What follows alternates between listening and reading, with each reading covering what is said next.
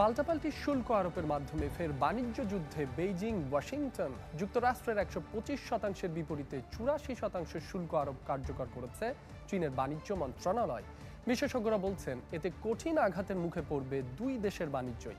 রপ্তানি নির্ভর হওয়ায় বড় ধাক্কা খেতে পারে চীনা অর্থনীতি, আর মূল্যবৃদ্ধির কারণে ক্ষতিগ্রস্ত হবেন মার্কিন ভোক্তারা। বিশ্বমানের থার্মিক্স রড, সালাম স্টিল থার্মিক্স, দেশের একমাত্র থার্মিক্স রড। বাণিজ্য ইতিহাসে সবচেয়ে বড় ট্যারিফ যুদ্ধ শুরু হয়েছিল ১৯৩০ সালে। ৮ দশক পর ফের তার পুনরাবৃত্তি করলেন ডোনাল্ড ট্রাম্প। ক্ষমতার প্রথম মেয়াদেও চীনের সাথে শুল্ক যুদ্ধে জড়িয়েছিলেন তিনি। নতুন শুল্ক নীতির আওতায় চীনা পণ্যে কয়েক ধাপে ১২৫% শুল্ক আরোপ করেছেন মার্কিন প্রেসিডেন্ট। জবাবে প্রতিশোধমূলক ৮৪% শুল্ক কার্যকর করেছে বেইজিংও।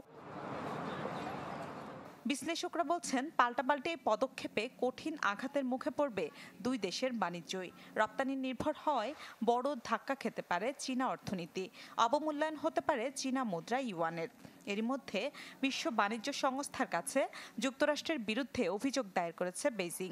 সংকট মোকাবেলায় জানানো হয়েছে আলোচনার আহ্বানও। শুল্ক আরোপ বা কোনো হুমকি ধামকি দিয়ে চীনের অবস্থান পরিবর্তন করা যাবে না। সংকট সমাধানে আলোচনার দুয়ার খোলা, তবে তা হতে হবে পারস্পরিক সহ অবস্থানের ভিত্তিতে। শুল্ক যুদ্ধের এই প্রভাব ভোগাবে মার্কিন অর্থনীতিকেও। বিপাকে পড়তে পারেন মার্কিন কৃষকরা। মূল্যবৃদ্ধির ফলে মার্কিন ভোক্তারাও হবেন ক্ষতিগ্রস্ত। যুক্তরাষ্ট্রের এই শুল্ক নীতি গ্লোবালাইজেশনের নীতি বহির্ভূত। বৈশ্বিক মূল্য বৃদ্ধির পাশাপাশি বড় মন্দার মুখে পড়তে পারে বিশ্ব। স্থিতিশীলতা হারাতে পারে বিশ্ব বাণিজ্য। IMF এর তথ্য অনুযায়ী বিশ্ব অর্থনীতির প্রায় ৪৩%ই চীন যুক্তরাষ্ট্রের দখলে।